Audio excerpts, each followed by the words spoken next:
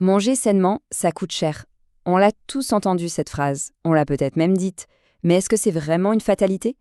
Aujourd'hui, on va voir comment on peut remplir son assiette avec de bons aliments, même quand le budget est serré. Parce que oui, des solutions existent. C'est une idée qui nous reste en tête, hein. Les produits bio, les légumes frais, on a l'impression que tout ça, c'est un peu un luxe, réservé à ceux qui ont les moyens. On se dit que c'est inaccessible. Mais et si le vrai problème, ce n'était pas le montant sur le compte en banque? Ah, cette phrase, elle change tout. Le secret, finalement, ce n'est pas combien on a, mais comment on s'en sert. La clé, ce serait donc l'organisation, une sorte d'intelligence qu'on met dans nos courses et notre cuisine. Bon, alors concrètement, comment on fait? On va décortiquer ça avec 3 stratégies toutes simples, mais franchement efficaces pour changer notre façon de consommer. Voilà les 3 piliers de notre approche. D'abord, acheter en vrac pour faire baisser les coûts. Ensuite, cuisiner en grande quantité pour économiser du temps et de l'argent. Et enfin, privilégier les aliments bruts. C'est bon pour la santé et pour le portefeuille. Allez, on regarde ça en détail. Première étape, le vrac. L'idée, elle est toute simple. On arrête avec les petits paquets suremballés qui coûtent une fortune. On va plutôt penser plus grand et donc on va payer moins cher. On parle ici des bases, hein, le riz, les lentilles, les haricots secs, les flocons d'avoine, des produits qui ne se périment pas et surtout qui sont super nutritifs. En les achetant en gros, non seulement on fait de belles économies au kilo, mais en plus on se constitue une réserve stratégique pour plein de repas. Deuxième axe, et il est tout aussi important. Avoir les bons ingrédients, c'est super. Mais optimiser leur préparation, c'est encore mieux. Et pour ça, la solution magique, c'est de cuisiner en masse. Ça s'appelle le batch cooking et le principe est d'une simplicité désarmante. On bloque quelques heures, disons le dimanche, pour préparer un ou plusieurs plats en grande quantité.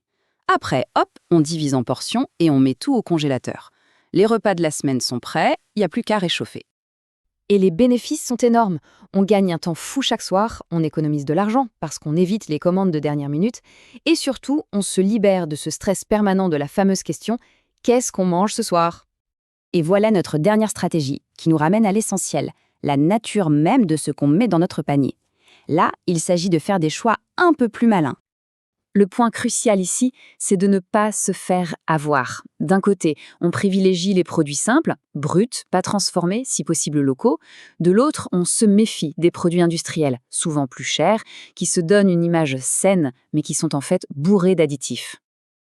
En choisissant des aliments bruts, on fait d'une pierre deux coups. On donne à son corps des ingrédients de bien meilleure qualité et on allège la facture à la caisse. C'est un vrai cercle vertueux.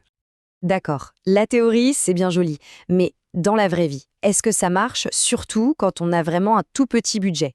Prenons un exemple concret pour voir. Voilà le chiffre, 2000 francs CFA par jour. Pour beaucoup, ça peut paraître impossible de bien manger avec ça. C'est un vrai défi, on est d'accord. Et pourtant, la réponse, c'est oui, c'est possible. Mais attention, ça ne s'improvise pas. Ça demande d'appliquer très précisément les stratégies qu'on vient de voir. Acheter en vrac, cuisiner en masse, choisir le brut. C'est l'organisation qui est vraiment la clé de tout. Alors au final, qu'est-ce qu'on retient de tout ça? Eh bien, c'est un vrai changement de point de vue. Le budget, ce n'est pas une fatalité. C'est juste une contrainte qu'on peut apprendre à gérer, avec intelligence. On revient à notre point de départ, mais avec une nouvelle vision des choses. Bien manger avec peu de moyens, c'est moins une question de finance qu'une question de méthode, de planification, bref, d'ingéniosité. Finalement, c'est face aux contraintes qu'on devient plus créatif. Alors on peut se poser la question, et si cette capacité à optimiser, à faire beaucoup avec peu, si cette ingéniosité était une forme de richesse bien plus précieuse que l'argent lui-même?